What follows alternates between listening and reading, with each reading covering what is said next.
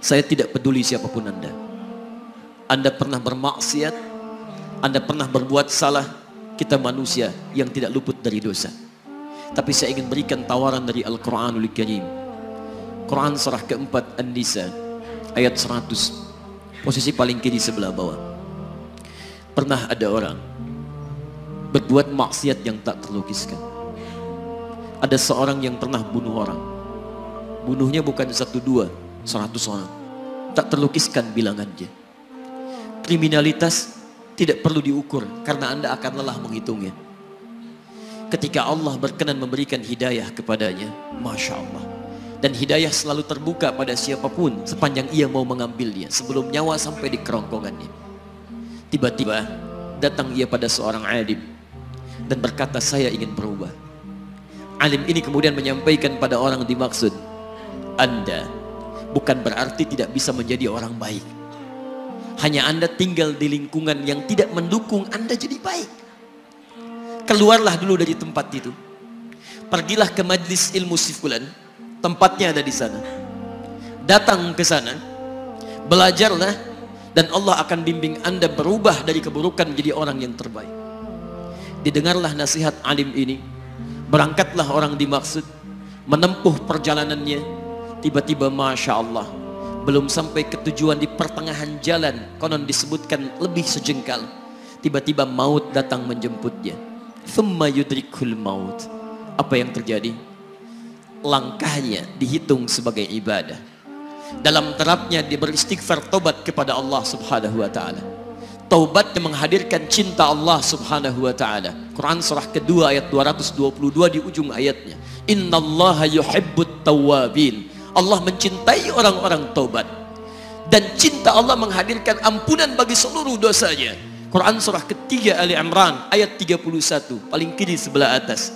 Qul in kuntum tuhibbunallaha fattabi'uni yuhibbukumullah. Allah cintai orang yang mau taat pada Rasulnya. Lihat, ketika Allah mencintai seorang hamba, wa yaghfir lakum dzunubakum, Allah ampuni seluruh dosa-dosanya. Derap langkahnya menghadirkan istighfar, taubatnya menghadirkan cinta Allah menghadirkan seluruh ampunan bagi dosa-dosa yang ia miliki. Maka apa yang terjadi? Di tengah perjalanan maut menjemputnya, thumma yudrikhul maut faqad waqa'a ajruhu 'ala Allah. Dan pahala diberikan kepada orang tadi. Di jalan, maaf, maut datang, taubat diterima, dosa diampuni, dan amalan didapati dengan derap langkahnya. Maka apa yang terjadi?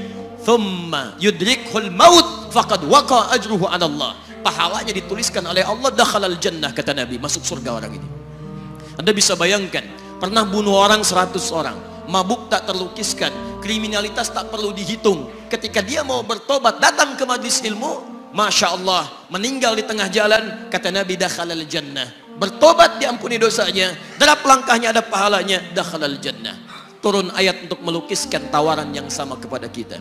Wa may yuhajir fi sabilillahi yajid fil ardi muraghaman katsiran was'a. Siapapun yang mau berubah kembali pada ketentuan jalan Allah, kalau dia masih punya batas-batas kehidupan, kami akan berikan kelapangan di sisa hidupnya dan kelimpahan-limpahan kenikmatan selama dia hidup.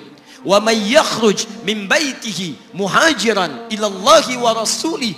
Namun bila ada di antara mereka baru ingin berhijrah, ingin berubah jadi lebih baik dalam pandangan Allah dan Rasulnya, tiba-tiba thumma yudrikul maut, baru keluar dari tempat dia tinggal, belum sampai ke tempat dia belajar, datang maut menjemputnya.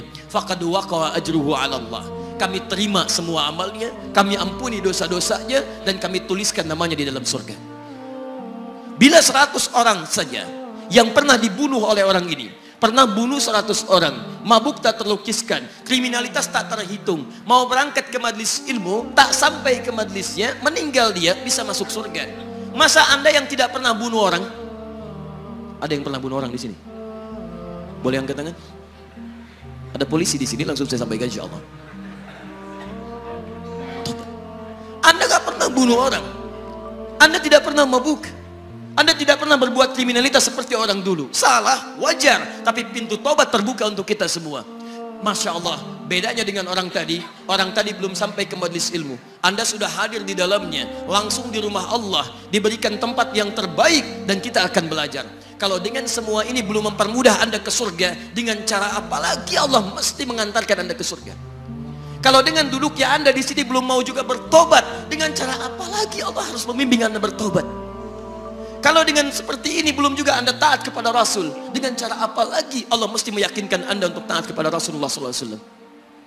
Karena itu teman-teman sekalian, mari kita pelajari ilmunya, dan dengan ilmu itu akan membimbing kita insya Allah kembali kepada Allah sampai mengajak keluarga kita ke surga insya Allah.